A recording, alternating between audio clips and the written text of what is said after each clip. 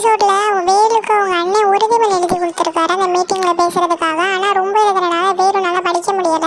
நீ எப்படி பண்றேன்னு நானும் பாக்குறேன், நீ அசிங்கப்பட போற அப்படின்னு சொல்லி அவர் சிரிச்சு இருக்கிறாரு. அப்ப வேலு சொல்றாரு, அப்ப உறுதிமொழிங்கிறது மனசு வந்து வரணும்பா, நான் பார்த்து பேசிக்கிறேன், நான் பேசுறேன் அப்படின்னு சொல்லிட்டு பேசணும்னு எல்லாருமே வேந்து போறாங்க.